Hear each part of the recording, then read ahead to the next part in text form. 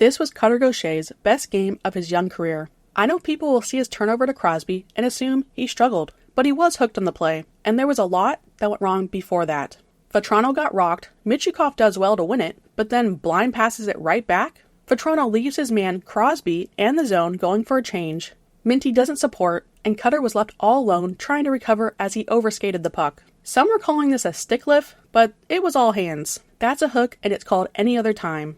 I have to laugh at Flyers fans hate watching this game. They would rather see Cutter fail, even if it meant one of their biggest rivals wins. Y'all are too funny. Cutter's going to be just fine. He's building confidence every game. He's fast, forcing turnovers on the forecheck, and is looking strong defensively. He's been getting loads of chances, especially in this game, and currently leads the Ducks in shots and is second in assists, which he did add another one in this game. It's not exactly what we expected, actually nowhere near, but once he finally gets one, the ketchup bottle will be flowing for him.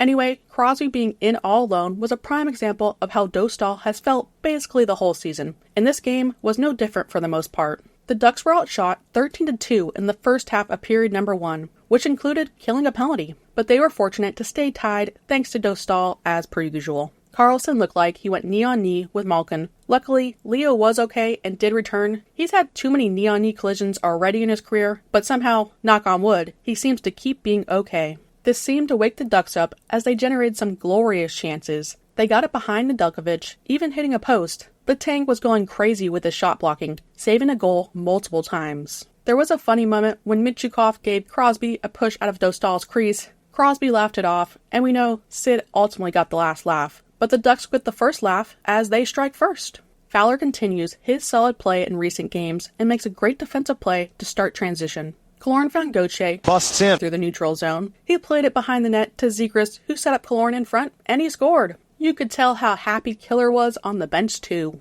Zegras has actually made Killorn look decent. This was the Ducks' best line all night. The Ducks earned a power play with 10 seconds left in the period. Though they were outshot 18-7, they somehow found themselves up 1-0. Well, not somehow. We know how. Dostal. The power play carried into the start of the second period, but the Ducks started slow again and ended up having to kill off another penalty, which did seem to give them some momentum as they created a few solid chances. Gudas laid a big hit. I have been missing that. The penalty kill was tested again, but looked like one of their best kills of the season. With a minute left in the period, the Pens took a too-many-men call. It looked worse than a Ducks change. Cutter came close to scoring as the puck bounced off Nedeljkovic's helmet, but didn't go in. The period was actually pretty even overall. The Ducks couldn't convert on their power play to start the third, as the Penguins dominated most of the period. Just 2 minutes in, Pittsburgh tied it up with a point shot that Crosby tipped 5-hole. From there, the Ducks struggled to manage the Penguins' offense, repeatedly dumping the puck out just to survive. They only registered one shot by the 6-minute mark. Then Bunting has been fined in his career for diving as well, so whatever it takes. Went after Zellweger, which seemed to light a fire under the Ducks, and holy moly, did it re-spark some grade A chances to retake the lead. Zegras got in, all alone, beating Nedeljkovic, but Pettersson saved it just in time, sending the puck right to Cutter, whose follow-up shot was blocked by a falling goalie stick.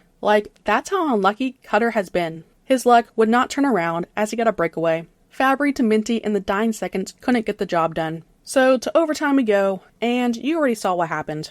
The Ducks lose 2-1. The Penguins came in as a desperate team on a 6-game losing streak. At the end of the day, you can't expect to win being outshot 2-1, but that continues to be the trend in the early going of this season. The Pens give up the most goals and shots in the league, and you can't manage more than 23 shots and 1 goal? Cronin preaches shooting in every interview, yet the team isn't executing on that. Something's gotta give. But thanks to Dostal, the Ducks are still at 500. If they keep up this pace, it would mean a 23-point improvement, which I didn't think would happen. But yeah, this isn't sustainable.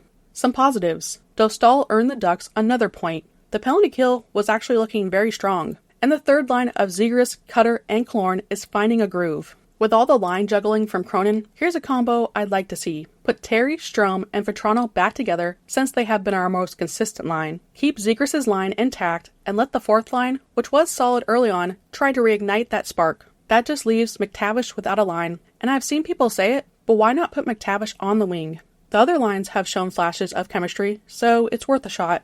I was surprised not to see Gibson return in this game, but with Dostal's fantastic play, there was no reason to rush it. So here's my call. Gibson will be back in net for Sunday's game at 5 p.m. against the Blackhawks. If I keep saying it, eventually I'll be right. Thank you to our members. If you enjoyed the video, like and subscribe. Thank you for watching, and go Ducks!